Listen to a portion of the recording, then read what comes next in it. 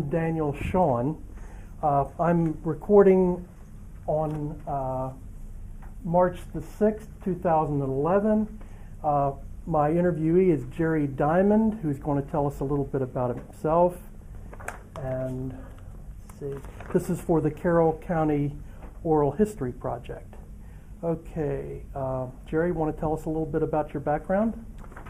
Sure. Well, I was born and raised in New York City. I grew up in Queens, New York, which was a pretty mixed community, although it was definitely a pretty large Jewish population there. I belonged to my parents belonged to a conservative Jewish synagogue, and I got bar mitzvah there. And so for the first 18 years of my life, I grew up in New York. Then I went on, I had to leave New York. I was so your family was conservative? Actually, no, Or, I would say. Okay, I wanted to clear that up. Yeah, that's a good question.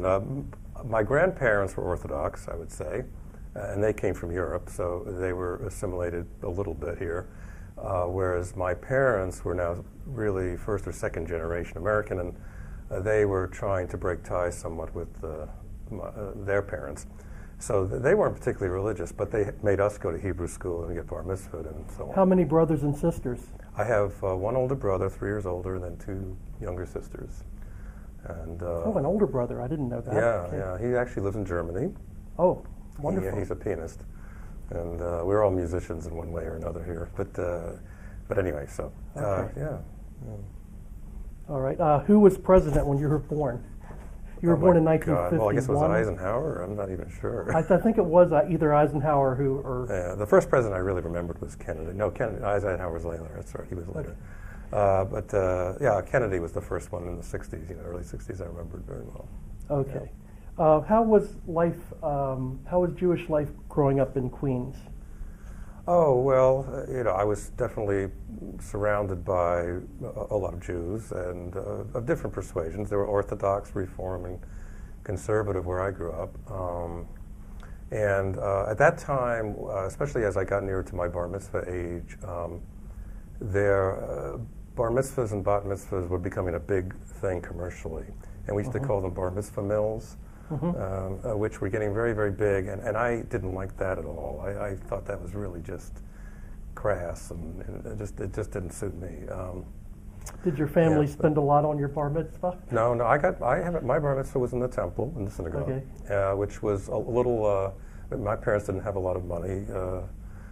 My father's was a commercial artist, self-employed. And at that time, my mother was not working, so it was tough to make ends meet. I still remember filling out my financial aid form with my dad for college and seeing how much he actually supposedly made a year, and that was a shock, I remember, when I realized how little that was, supposedly. So. Okay. Yeah. Before we get too deep into this, I forgot to ask you one question. How long have you, one salient question, how long have you lived in Carroll County? Okay. It'll be 18 years this May. We moved here in '93. Yeah. Okay. All right. Moving along. Oh, one other thing I wanted to get out of the New York experience. So you went to school in the mid-late 50s and early 60s in New York? Yeah. Well, I graduated high school in '69. Okay. Yeah. And how did they feel about the Holocaust around? In the Queens area? Well, did they talk about it very much at all? No, they didn't. In fact, I was dimly aware of it actually growing up. It was just not talked about. So they were uncomfortable talking about it. Yeah, and even in Hebrew school, I still remember the big focus was on Israel because it had just become a state. Yes. And raising money for Israel, planting a tree in Israel, and that sort of thing. Nothing at all about the World War II or the Holocaust or anything. Okay, very good. After you graduated, at some point you moved to the Chapel Hill area of North Carolina? But actually, after I graduated from high school, I went to Cleveland, to Case Western University. Oh, okay. And that's where I did my bachelor's in biology. And that also had a pretty large Jewish population. And my mother figured very prominently in my application process, I would say. Okay. All right. I didn't really know what I wanted to do for sure. And they gave me a lot of scholarship, which was very important. Okay. And it was a good school. I mean, it turned out to be a good experience. I wasn't so sure my first couple of years. But they had already signed me up there, I remember my first year, for being with a Jewish family in the area for holidays. So for Passover and for the high holidays, I still remember there was this old couple from Shaker Heights who would come and pick me up in their Cadillac and drive me to their synagogue and their home. And I mean, it's very nice of them. It was very, very nice. But by the time I left college, I really didn't want much to do with at least practicing Judaism. I sort of had it by that time.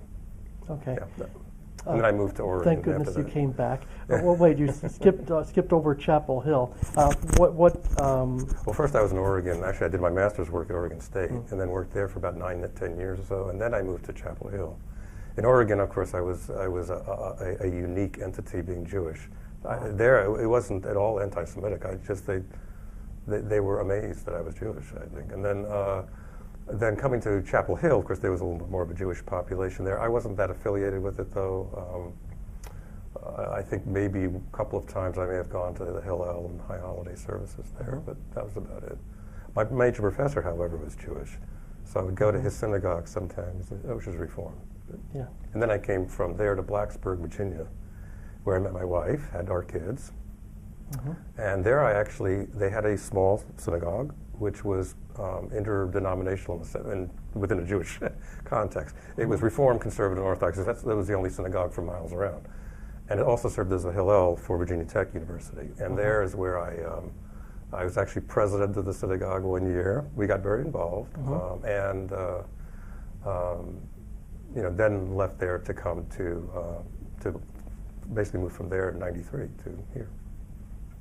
Okay. I think we skipped Oregon somewhere. Somewhere in between Chapel Hill. Yeah, well, that wasn't a very Jewish period for me. I mean, that was I loved being in Oregon. Well, that's okay. Who did you meet there? Well, I was a real outdoorsy person. I always have been. So, oh, wonderful. So I would do all sorts of hiking and all sorts of things in Oregon because it was great for that. I worked after I got my master's. I worked for the Fish and Wildlife there for a few years.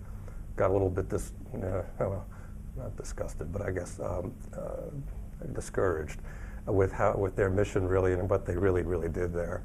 Joined the Forest Service, worked for them for about a year, and then decided to go back for my PhD, and I went to Chapel Hill from there. Yeah, you may not know, there was a secretary recently, like last year, from McDaniel, who was hiking in Oregon and had a terrible accident. She tripped and fell, I don't know how many feet.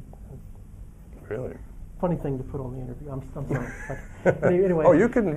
Yes, there can be a lot of dangers in Oregon. So hiking in Oregon is quite dangerous. It can be. I was trying to bring out that it's. It can be. Yeah, I did a lot of backpacking there. I still remember, however, one time, it's sort of relevant to this interview,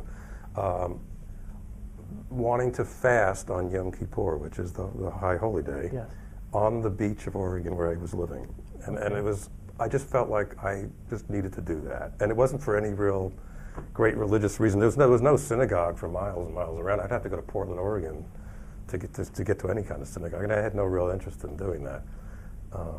But I still remember I had that feeling still. Yeah. That's interesting. Okay. Let's see. What age did you learn to read Hebrew, by the way? Well, I guess in Hebrew school when I started learning when I was 8. 8, okay. Yeah, that they drummed into us. By the way, this is sort of an interesting story there. At that time, at least, and I don't know about today, but in the conservative movement, the whole point was to be fluent in reading Hebrew fast, so that you could keep up with the service, because the service was all in Hebrew. It didn't matter that you understood what you were reading. that wasn't the issue. It was that you could read it fast. And I still remember having these classes where students would get up one after the next to see how fast they could read the Shema, which was one of the big prayers. How fast? That was the whole deal. Yeah. So I didn't understand most of what I was reading until much later. When did you start singing? Oh, I started singing when I was 3 or 4 years old. In fact, one of my earliest memories was being with my mother's father, my grandfather. I was sitting on his knee. I must have been 3 or something like that. And he was teaching me Ein Kalohenu, which was a real, a final prayer song, very nice song that you often sing. And learning that, just repeating after him and singing that with him. And it was years later that I realized he was blind. I had no idea. Wow. Yeah. Okay.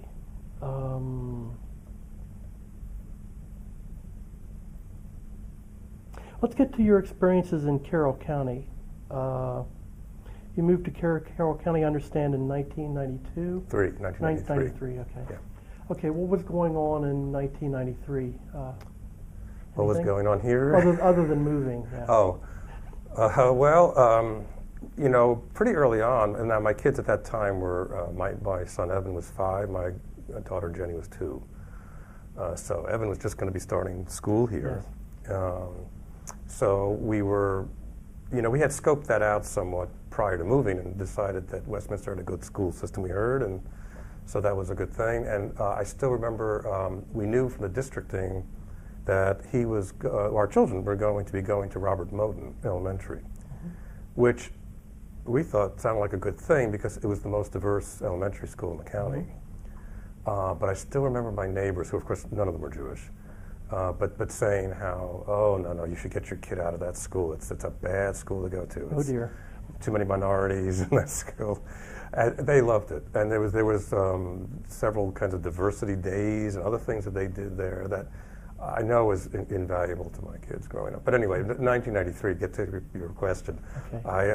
One of the things we did do was look around for a synagogue, which it was interesting because there wasn't one in Westminster, which I thought was odd because that was the county seat and that was the biggest population.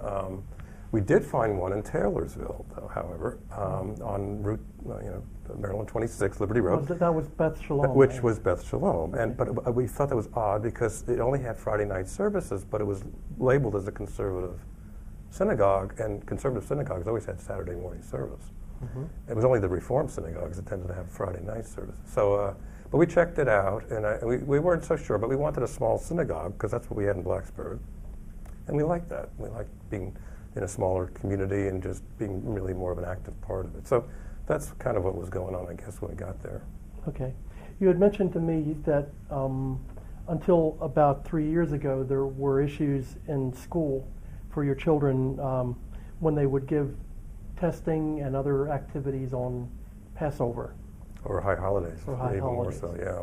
Yes. Oh, well, I would say, at least until they were in high school, there was almost like there was some discussion. I know rabbis had talked to the board here, with parents, including us, had written letters, talked to the board, but there was no response, really. I mean, nothing that would change in terms of, allowing even an excused absence on high holidays.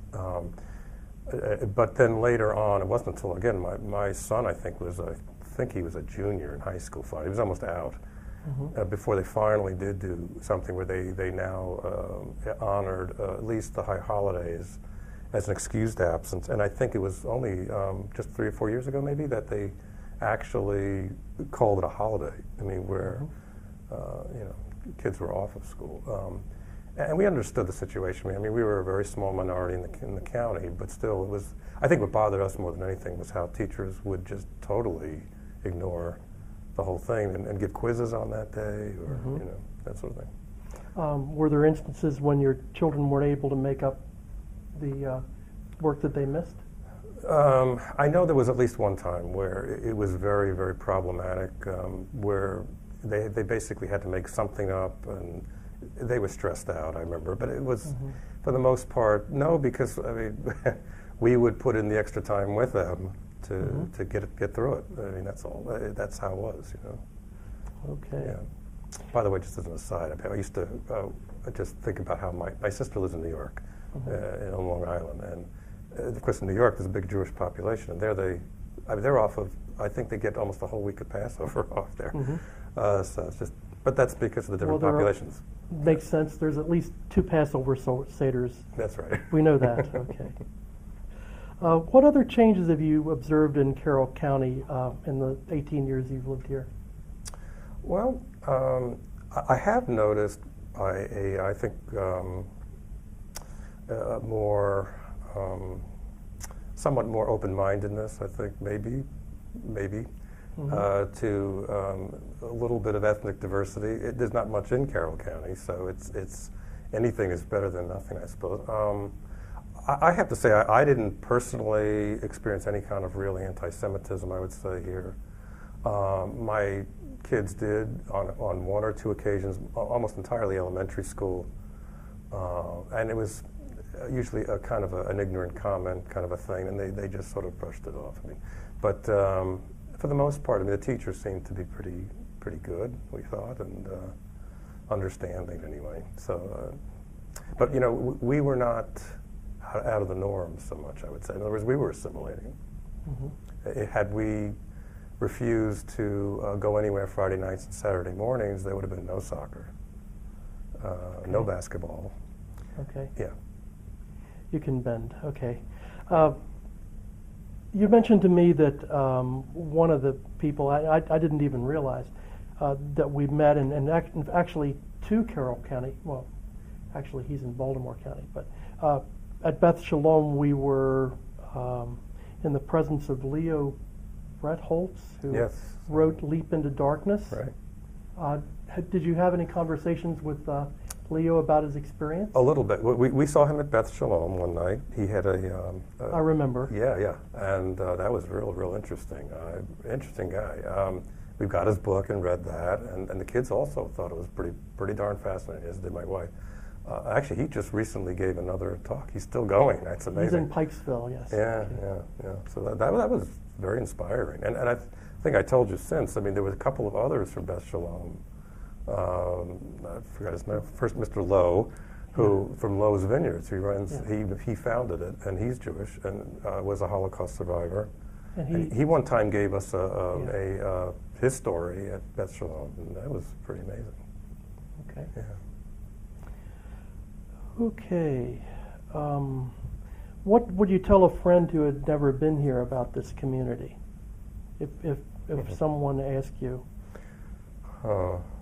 for you to recommend the community, would you be able to do that? No, I would recommend. Well, it depends on who I'm talking to, I suppose. Okay. I mean, if it was somebody who's an Orthodox Jew, I'd say you're crazy. You probably don't want to be here. Not enough synagogues. There's not enough synagogues. Okay. This is not. And definitely not within. They're not going to get kosher meat. Not within walking distance. Not within. That's right. No, not unless they. Rather important. No, never mind. I won't say that. Yeah, you're right.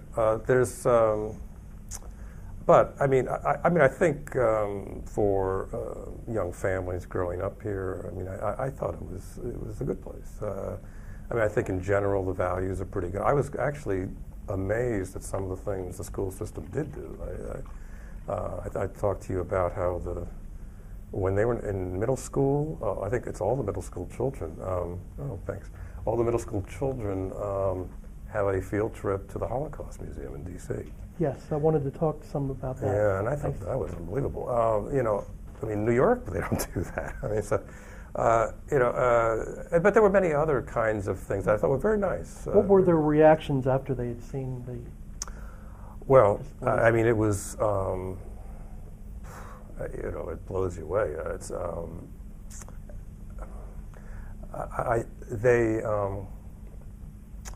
I think they got a great lesson in how you have to be very tolerant of others, which I think my kids had anyway, because being a minority, you know, you sort of have to have that in a way. Mm-hmm. But at least they did. You know, I know we had many discussions about, especially with my daughter. She seemed to be, when she had her turn, she was quite wrapped up in the just all of the sadness and the, you know, I mean, there's a part with all with kids. You know, they have the children's part there, right, where they're talking about all these children who died in the Holocaust. I mean, but it clearly, I think it stuck with them in a good way. I would say. I mean, in that I think it instilled some of the right things there. You know, yeah. Okay. All right. I wanted to talk a little bit about your music. We were going to do a song at the end, which I know you're great at because I've been regaled many times at Beth Shalom and other places. Has there been any influence on your music from the multicultural community in Carroll County? Well, there has been an influence, more so because some of the friends I've met here. For example, there's actually he's an instructor here at McDaniel. He's a percussion instructor. Really? John Seligman, yeah, he's Jewish. He's not very practicing Jewish, but he knows a lot, and he's very, very plugged into Sephardic, Arabic, Turkish, you name it, other kinds of music. And he only lives a block away from me. And what was really cool is his son is my daughter's age. So at a very early age, they wound up meeting, and we got to know then John and his wife, Barbara. And so through the years, John and I would play a little bit just for fun. And so, in fact, there were a couple of times we played at Beth Shalom for a special occasion, just to play like Sephardic music. And that I love. I just found that very, very exciting. Some of the Arabic influences there too. I thought that was very, very cool. Apart from that, it's hard for me to think about too many other music things. There's some Hispanic. There's been that here. I mean, where I know on some diversity days, like in elementary school, or I think McDaniel had a diversity day as well. And I know my daughter at least was involved in that one time. And you had some of the Hispanic influence maybe, and some of their music I really enjoyed. I feel strongly that multicultural influences in music, generally speaking, gives us richer music, but our textbook doesn't express that. Well, it does that, but what it also does is you realize you have a lot to learn from each other, and you're not you're all humans, you see, and you can meet on a certain plane there. Politics and a lot of other things, religion, just doesn't really matter. Enjoy each other's diversity. Yeah, exactly. Okay. Well, we have 22 minutes. I think that wraps it up. Is there something in here about how to close? I didn't get that far. I'm sorry. Why don't you ask Jerry if he has any closing thoughts about, okay. Yeah. I thought I was missing something. Any closing thoughts? Just before you start again, I had one quick question. Yeah. You must have been at Case Western at the time of the Kent State shooting. I was. I don't know if you want to talk about that a little bit. I could if you want. It's like Carroll County. Okay. Oh, sure. It's something you're... Well, that was a very weird thing. Maybe just to take a few points on that. Okay. Okay. Yes, when I was at Case Western University, I got there in '69, so it was a year after the Cuyahoga River burned, which was a really bad thing. The year I think I got there, the next year was the year that Cleveland went officially bankrupt. They were the first city to have a black mayor, Mayor Stokes. And when that happened, many of the wealth moved out to the suburbs, and it was a terrible thing. Case Western was actually located in the ghetto, the black ghetto. It was a very artsy area, though. It was very, very interesting. But anyhow, then in '69, of course, and then in '70 is when Vietnam War really, the resistance to the Vietnam War really got going in a big way. And that was it was a very powerful time for me there. You had, the Black Power movement getting very, very big, and that was strong at Case Western. You had a big black movement there, as well as then, the anti-war thing. And that's when the Kent State shootings happened, and Kent State was not very far from Cleveland. And so I still remember, right after the shootings, our campus got inundated with Kent State students because everybody was afraid they'd be shot. I mean, I still remember that. I mean, nobody knew what was going to happen. We had sit-ins on Euclid Avenue, which is the main avenue there in Cleveland. And I still remember the mounted police, on horses with their clubs, just trying to club people. And it was a very, very strange time. One thing I do remember, I minored in music there, at the Cleveland Institute of Music. And I still just remember how they were so apolitical there.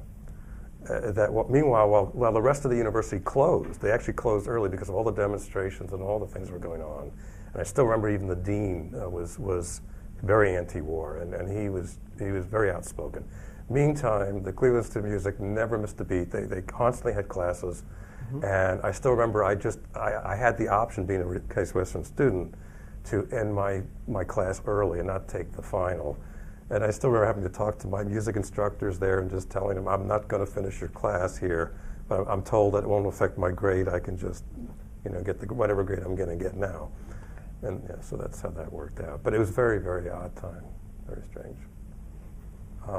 Anyway, so I guess in closing, I haven't really thought hard about this, but I do see some, like I said, some improvement, I'd say, since I moved here in '93 in terms of ethnic diversity and maybe the tolerance, perhaps, a little bit towards that, although it's very tenuous, I know. I teach Tai Chi, among other things, at Carroll Community College. And so I do see some other kinds of folks there. Now, not too many minorities, I have to say, but that's another thing that's, was very out there when I first moved here. And we have no trouble getting pretty large classes now. So, I mean, so things like that, people are just now a little bit more in tune with a lot of other things going on out there. I hope it improves more. I sure hope that there's more. I'd love to see an Indian restaurant open up in Westminster. I'd like to see more diversity. In fact, my daughter, she wound up going to a New York State University, New Paltz, because when she saw it, she loved the diversity there. And whereas all the other schools we took her to St. Mary's, many other schools, hardly any minorities. And she just didn't want that, and I Smart girl. I very much respect that with her. And my son's very much the same way. So. Okay. Thank Very you. good. Thank you for joining us, Jerry, for this Carroll County Oral History Project. And I think that's about wraps it up now.